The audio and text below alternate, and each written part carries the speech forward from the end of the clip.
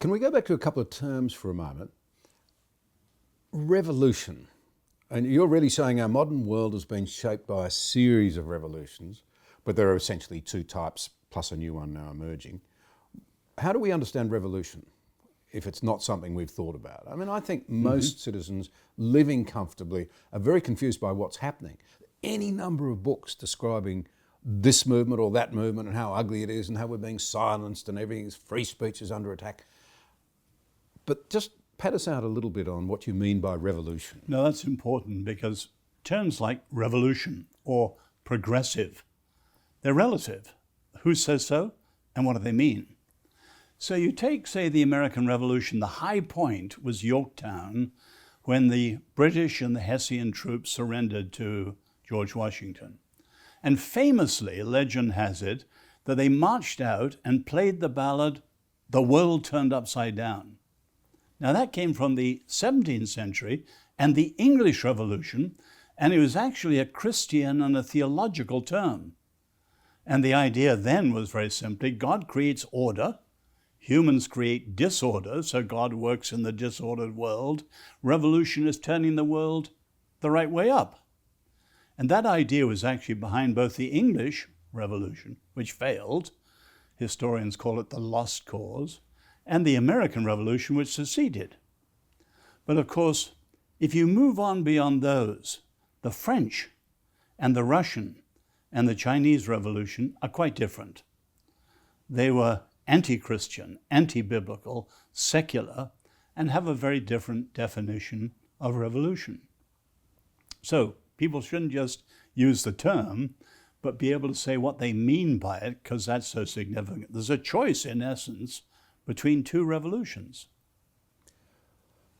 Would it be fair to say then that I think you call the English and the American Revolution the Sinai pattern of revolution, and I'll ask you to unpack that in a moment, but they were, in essence, they were designed to try and create societies which focused on what was right. I don't mean by that rights, I mean by what was right. The others, even well-intentioned, as many people behind the French Revolution must have been, overthrowing tyranny, looking for a better way of life, but unfortunately they were focused on power. Would that be a fair thing to say? No, absolutely. When I call it the Sinai Revolution, a lot of people think today, freedom, tolerance, where do these ideas come from? The Enlightenment. That's actually a myth. The wars of religion gave a revulsion against many expressions of religion in Europe. But the 17th century was called by historians the biblical century. Because through the 16th century Reformation, there'd been a rediscovery of the Bible.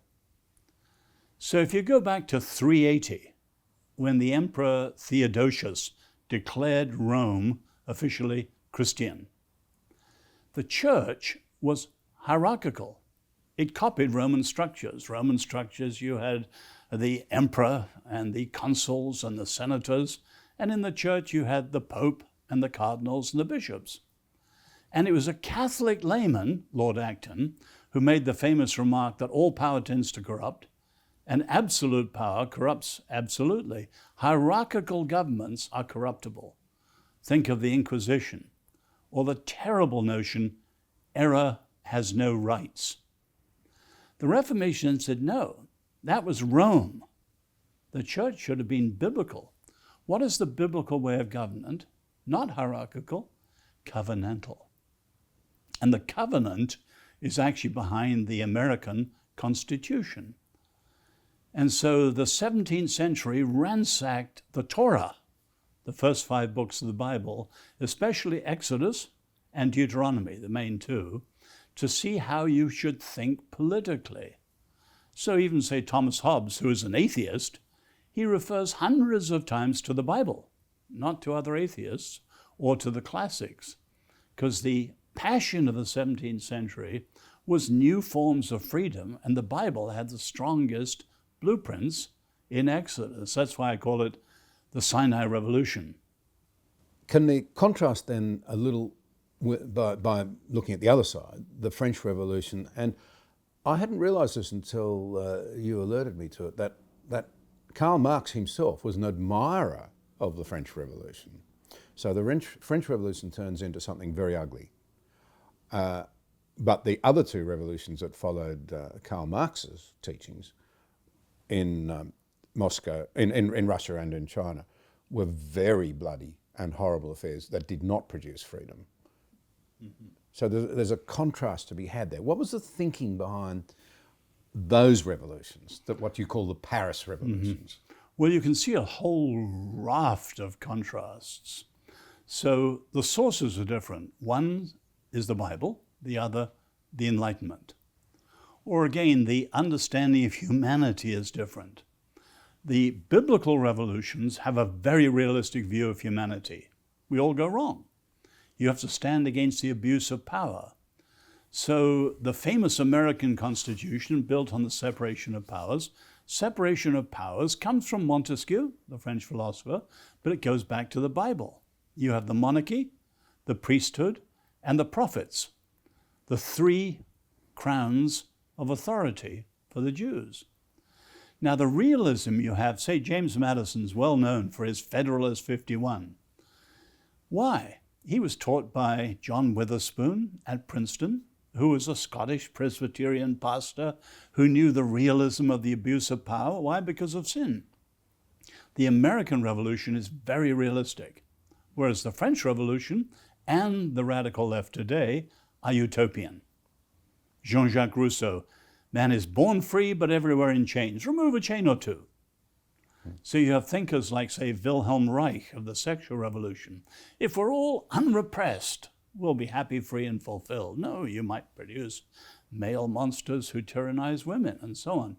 In other words, the biblical revolutions were very realistic. The radical left was very utopian. So you've gone down the line. They have different views of freedom. But here in America today, the real contrast is justice. Now, both sides tackle injustice. That's true. But they have very, very different ways of doing it. So the radical left, you analyze the speech of a culture or community, whatever it is, and you're looking for the majority, minority, looking for the oppressor and the victim. And when you found the victim, you weaponize them. And then you set up a conflict of powers. But of course, the radical left, being postmodern, has no truth. As you said, it's might, not right. So if you set up a conflict of powers, which is all there can be, there's only one possible outcome. The Romans called it the peace of despotism. In other words, you have a power so unrivaled, it can put down any other power it faces. And that's another word for authoritarianism, the state, Leviathan, in modern terms, totalitarianism. So we've got to be absolutely clear. The revolutions of the left never succeed, and the oppressions of the left never end. Now, you compare that with the biblical approach, it's quite different.